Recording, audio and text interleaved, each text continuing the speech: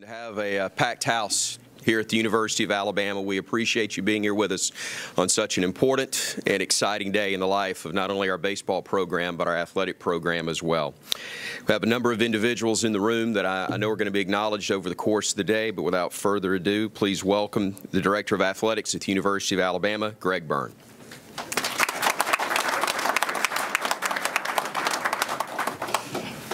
Good morning. How we doing? Good. Great day for the University of Alabama. I'm going to introduce a few folks and thank a few folks to get started. First, I'd like to thank President Bell, who could not be here today, for all of his support through this search and for our department overall. Chancellor Hayes, thank you very much for your support as well.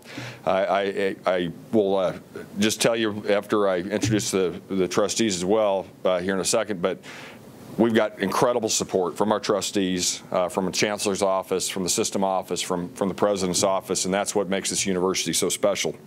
I'd like to thank President Pro Tem of the Board of Trustees, Karen Brooks, for being here as well.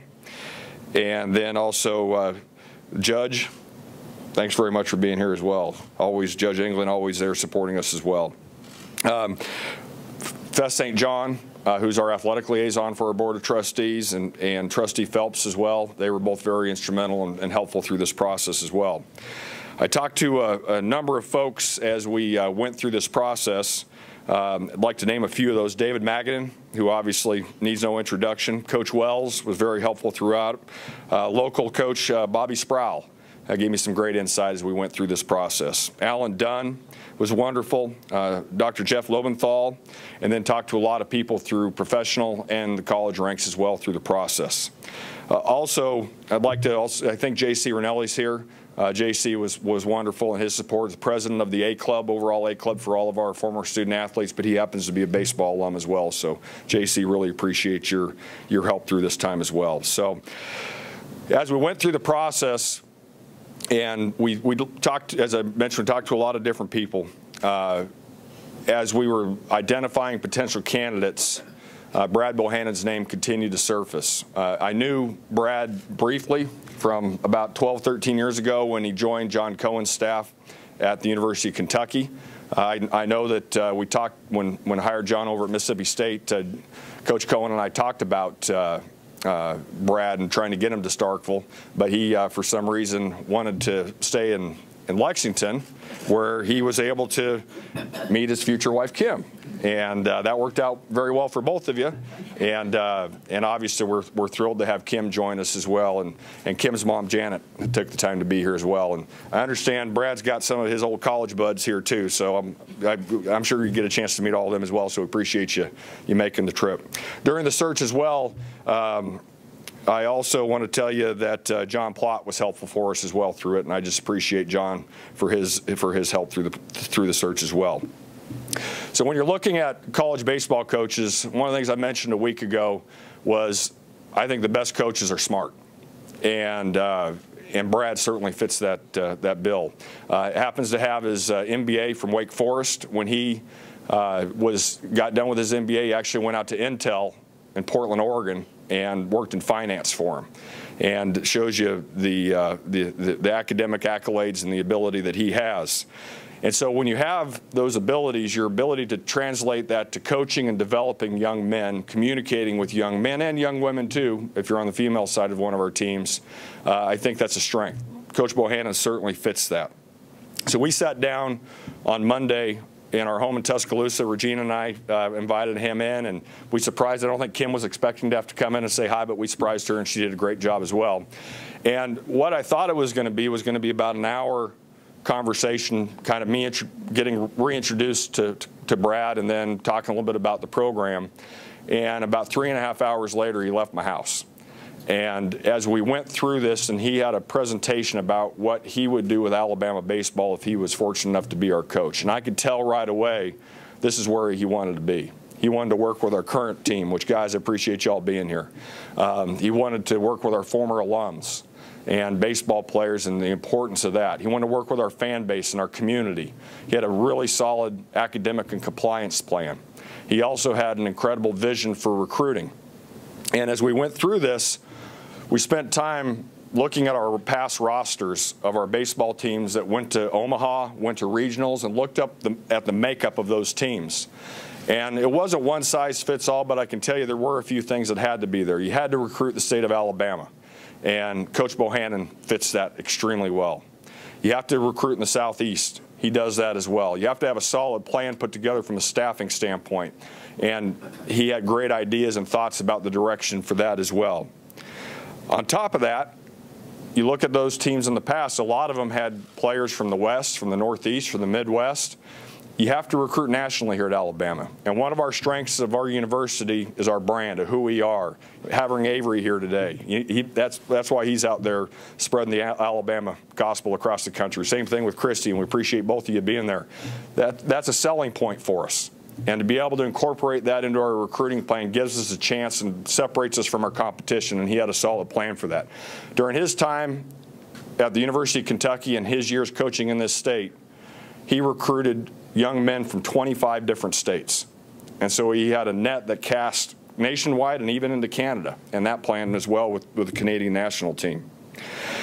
So one of the other things that we did, and the last thing I'll talk about before I bring Coach Bohannon up here, Matt Sell from our compliance department, I taught him a little trick in coaching hires. I had Matt block his number, so he didn't know where, or they didn't know who was calling, but he called former players that played for Coach Bohannon. And I wanted him to call players that played a lot. I wanted him to call players, former student athletes that played a little bit off and on, and then we wanted him to call some guys that never got off the bench.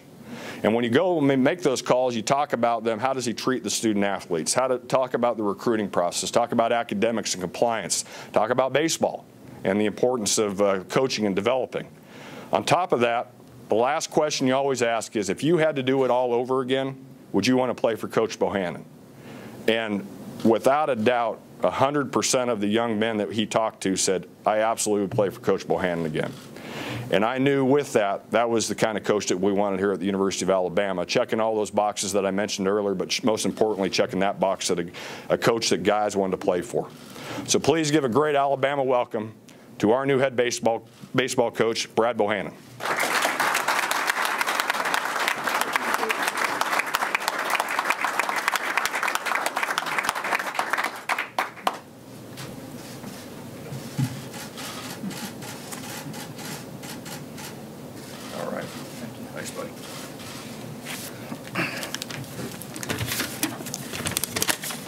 I have been waiting all weekend to get up here and say, roll tide, baby. Roll tide. You know, when you get into college coaching, it's a tough road. You know, it's so hard to get your first job. You move around like crazy. You live week to week. You work in baseball camps for peanuts. And when you're doing that, at times you question what you're doing. And you have these dreams to one day lead your own program and to coach in this league. And for that dream to come true for me today is just such a blessing. Thank you. There's so many people to thank, and I'll try to be brief. But first, Greg, President Bell, the Board of Trustees, Finest Gaston, everyone involved in the hiring process. I can't thank you enough for believing in me, giving me this opportunity. Kim.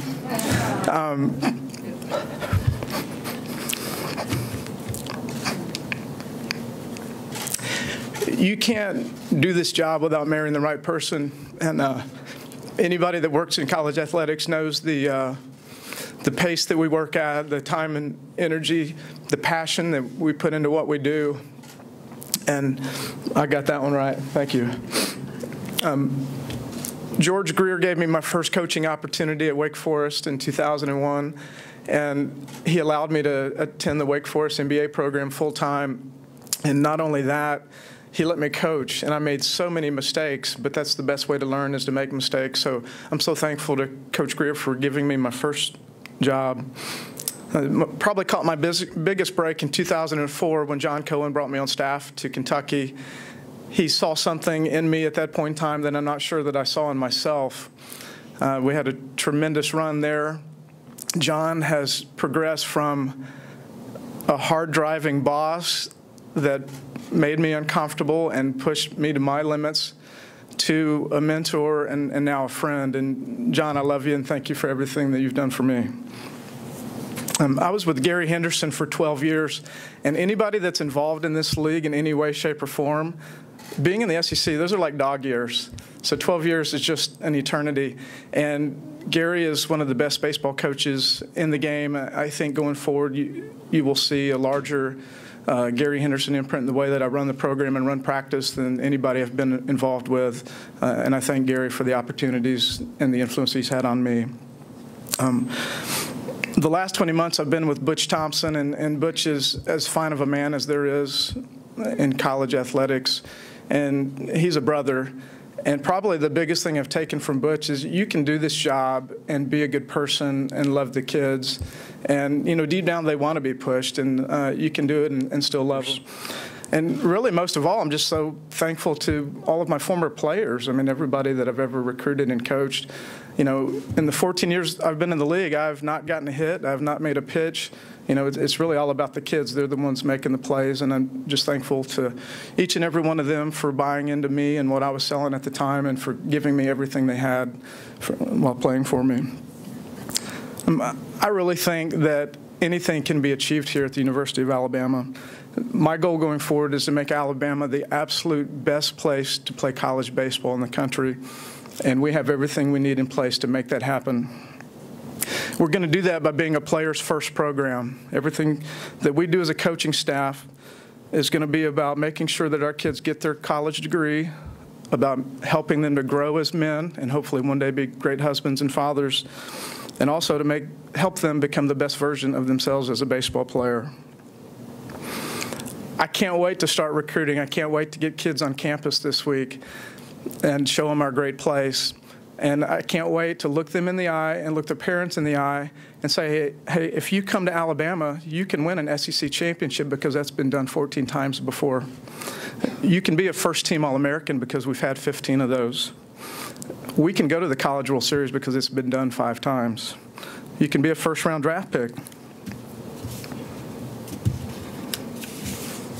It's all been done here before. I mean, this is a program that has won 2,500 games. I mean, that's just unbelievable. And you can't survive in this league, much less thrive, if you have a lot of shortcomings. You're really forced to figure things out. I've finished first in the league, and I've finished last, and I'm very clear on the difference, and it all starts on the mound. Early on, we're going to coach to our personnel. I think it's important initially for me and my coaching staff to adjust to our players. Over time, we're going to strive to be balanced. I love 3-run home runs, but you also need to be able to score at times without getting a hit, because it's tough to string together 5 hits on a Friday night in our league when you're facing a future big leaguer. We have an extremely impressive list of alumni, and I'm so excited to get to know all of them that I can. Not only are you going to be welcome here, but we want you here. And again, we have a tremendous alumni base, and we want you all to be involved, and we want that to be a competitive advantage for us. Having recruited the area heavily for the last 20 months, I've developed so many strong relationships. There's just an outstanding group of high school, junior college, and travel baseball coaches in the area. Guys, you're going to be hearing from us often. And we're going to recruit from the inside out. I would love to have a team full of Alabama kids. I would love that. But you know what? We have a national brand. We have an amazing place, and we can get kids from anywhere, and we'll do that. There's a lot of work to be done. We all know that, and there's no shortcuts. I don't have any magic dust, but I can't wait to roll my sleeves up and get to work. Again, thank you. I owe everyone involved just a tremendous amount of gratitude for providing me this opportunity. It's not something that I take lightly. And roll Tide.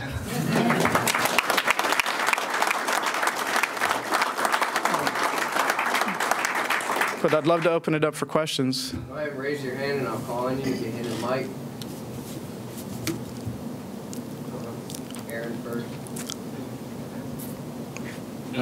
We know you might have been busy this weekend. Was there? Did you think about staying with the team and postponing this press conference? Well, I am going to get back tonight for the game, so you know, when you coach, the things that we do together, the relationships that you build are stronger than any jersey that you wear. Rest assured going forward that there will be no doubt where my loyalty lies. But when I get back to Tallahassee tonight, I'm going to give that team everything I have to win that ball game. Go ahead with Chandler over here.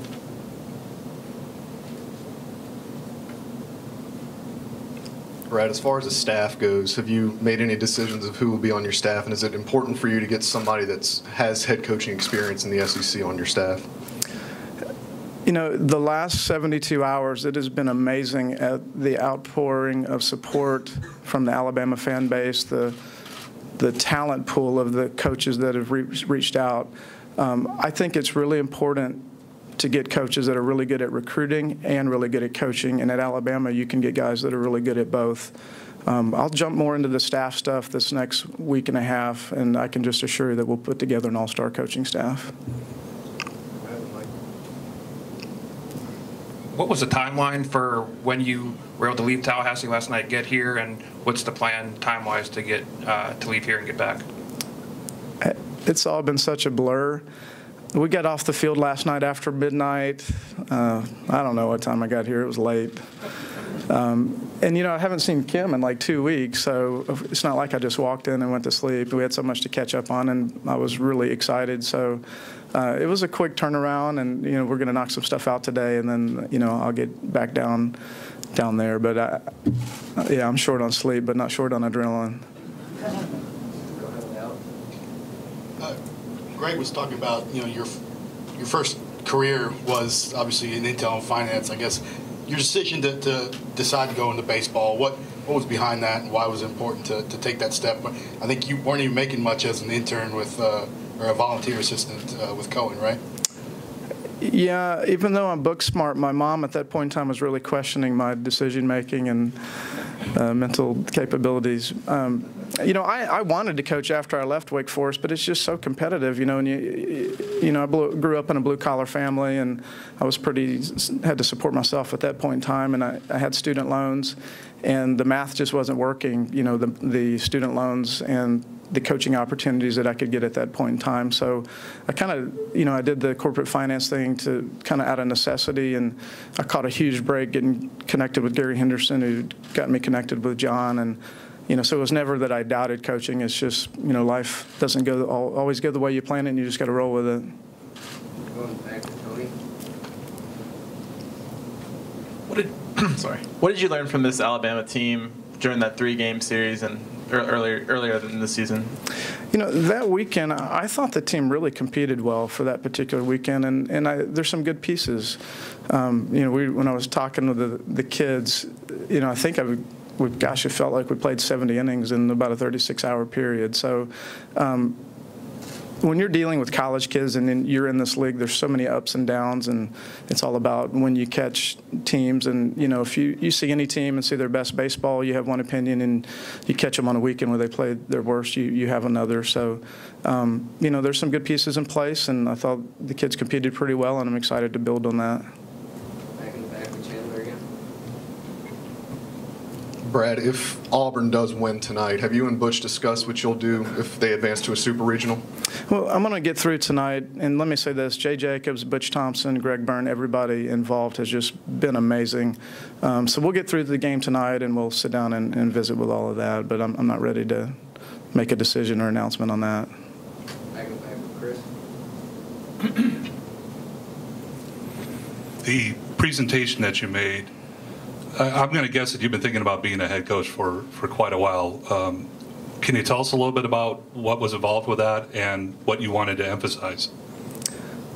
Yeah, there was a lot, and I tried to touch on some of those in the speech that I gave, but at the core, it's all about recruiting at the highest level, because good players make good coaches.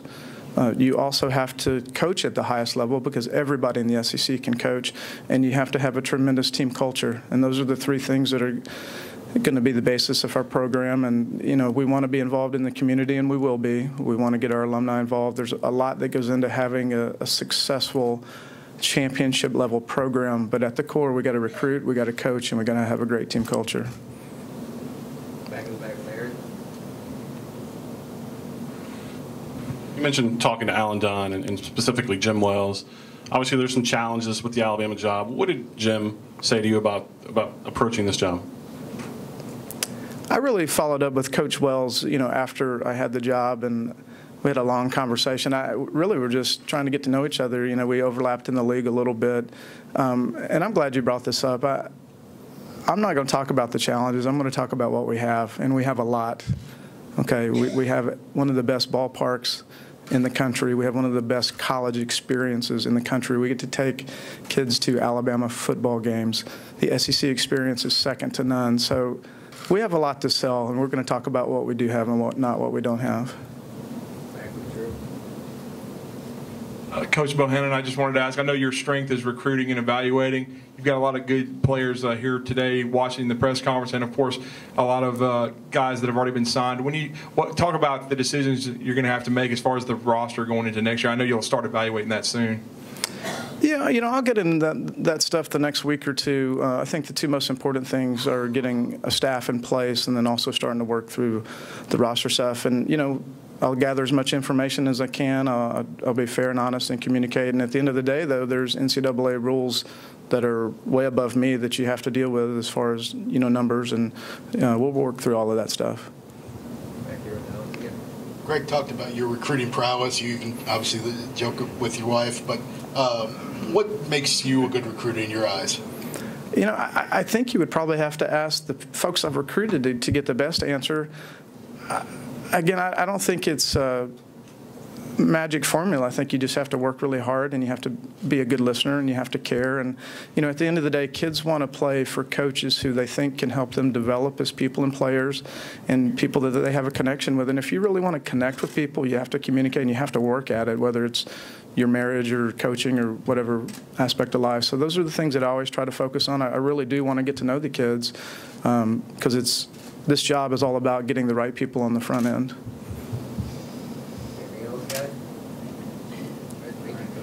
All right, thank you. Roll Tide.